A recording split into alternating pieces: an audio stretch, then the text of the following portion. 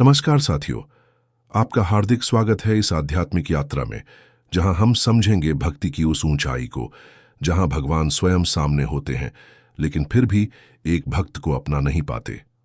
मैं आपका नाम, आप सबका अभिनंदन करता हूं इस पॉडकास्ट में, जहां आज हम एक ऐसी सच्ची कथा लेकर आए हैं जो न केवल हमें भीतर तक झकझोर देती है, बल्कि भक्ति की सच्ची परिभाषा भी बताती है। तो आइए मन को एकाग्र करें, हृदय को खोलें और डूब जाए इस कथा में जो हमें आत्मा से जोड़ने आई है। बहुत समय पहले की बात है। एक गांव में एक साधारण सा व्यक्ति रहता था। नाम था भानु। वह बचपन से ही भगवान श्री कृष्ण का परम भक्त था। घर में कोई बड़ी पूंजी नहीं थी, लेकिन उसका विश्वास अडिग था।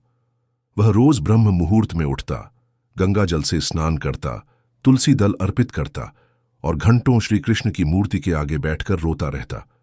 उसका प्रेम इतना था कि गांव भर में वह कृष्ण का पागल कहे जाने लगा था। भानु की एक ही इच्छा थी, एक दिन कृष्ण स्वयं आकर उसे दर्शन दें और कहें, भानु, तू मेरा है। दिन बीतते गए। भानु की तपस्या और गहराती गई। उसने संसार से मुंह मोड़ लिया, लेकिन कृष्ण आए नहीं। फिर एक दिन उसने कुछ नया सोचा। उसने कहा, हे प्रभु, मैंने सच्चा प्रेम किया, तन मन धन से आपकी सेवा की, फिर भी आप दर्शन नहीं देते। शायद आपको मेरी भक्ति में कोई सौदा नहीं दिखता। यहां से उसकी भक्ति का स्वरूप बदलने लगा।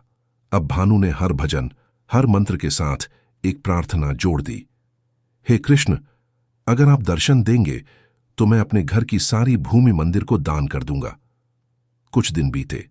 फिर कहा, मैं गांव भर में आपका कीर्तन कराऊंगा।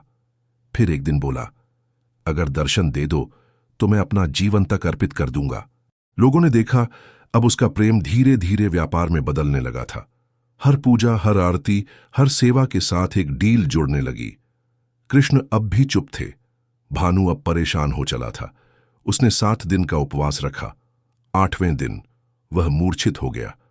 उसी स्थिति में उसने देखा, एक प्रकाश फैला और सामने खड़े थे भगवान श्री कृष्ण।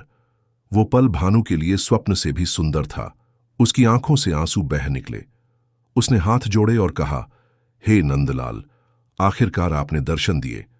लेकिन कृष्ण का चेहरा गंभीर था। वे बोले, भानु, मैंने तुझे अपनाने से मना किया है। भानु स्तब्ध रह गया। उसने कांपती आवाज में पूछा, क्यों प्रभु? मैंने तो पूरी निष्ठा से आपको चाहा, जीवन अर्पण कर दिया। कृष्ण बोले, तेरी भक्ति अब प्रेम नहीं रही, वो सौदा बन गई। तू हर बार कुछ चाहता है, कभी दर्शन, कभी वरदान, और उसके बदले कुछ देने को कहता है। ये सौदे की भाषा है, भक्ति नहीं। भक्ति वह है जो निस्वार्थ होती है, जिसमें कोई अपेक्षा नहीं होती। जब राधा ने मुझसे प्रेम किया था, उसने कुछ मांगा नहीं।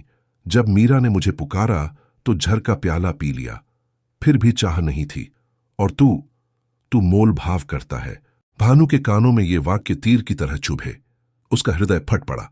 उसने जमीन पर गिरकर कहा, प्रभु, मुझे क्षमा करें, मेरा प्रेम तो सच्चा था। कृष्ण बोले, हां था, लेकिन जब तूने उसे सौदे में बदल दिया तब वो प्रेम नहीं रहा।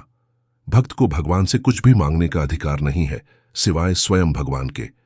उस दिन भानु को सच्चा ज्ञान मिला। वो उठा, उसने कुछ भी नहीं मांगा, सिर्फ आंखें बंद की और कहा, प्रभु, अब कुछ नहीं मांगूंगा। चाहे दर्शन दो या ना दो, चाहे अपनाओ या ठुकरा दो, अब मैं आपको सिर्फ प्रेम दूंगा, बिना किसी शर्त के। कृष्ण मुस्कुराए। अब वे आगे बढ़े। उन्होंने भानु के सिर पर हाथ रखा और कहा, अब तू मेरा है, क्योंकि अब तेरे प्रेम में शुद्धता है। तू कुछ मांग नहीं रहा, सिर्फ दे रहा है। यही सच्ची भक्ति है। प्रिय श्रोताओं, इस कथा का सार क्या है? कभी कभी हम भी भगवान से प्रार्थना करते हैं, हे भगवान, ये परीक्षा पास करा दो तो मैं रोज पूजा करूंगा, नौकरी लगवा दो तो मंदिर जाऊंगा, ये दे दो तो वो करूंगा। क्या आप जानते हैं, ये सौदे हैं, भक्ति नहीं। भगवान हमारे प्रेम के भूखे हैं, लेन देन के नहीं। सच्ची भक्ति वह है जिसमें श्रद्धा हो, समर्पण हो, लेकिन शर्तें ना हो। जो मीरा झर पी सकती है बिना कुछ मांगे, जो गजेंद्र हाथी संकट में भी सिर्फ शरण मांगता है, जो सुदामा केवल मिलने आता है, वही भक्त सच्चे होते हैं। तो अगली बार जब आप प्रार्थना करें तो सिर्फ प्रेम से करें।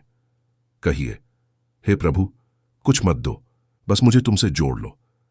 तुम्हारे चरणों में मेरा मन लग जाए, यही बहुत है। और जब ये भावना आएगी तब भगवान स्वयं आएंगे, क्योंकि तब वो देखेंगे कि अब भक्त उन्हें अपने हृदय से पुकारता है, बिना सौदे, बिना स्वार्थ के। आइए, आज के बाद हम भी भक्ति को व्यापार नहीं, प्रेम का रूप बनाएं। आपका हृदय से धन्यवाद कि आपने इस कथा को मन लगाकर सुना। अगर आपको ये प्रसंग पसंद आया तो कृपया इसे अपने परिवार, मित्रों और सभी श्रद्धालुओं तक पहुंचाएं। मैं आपका नाम आपसे फिर मिलूंगा ऐसी ही किसी प्रेरक कथा के साथ। तब तक के लिए जय श्री कृष्ण।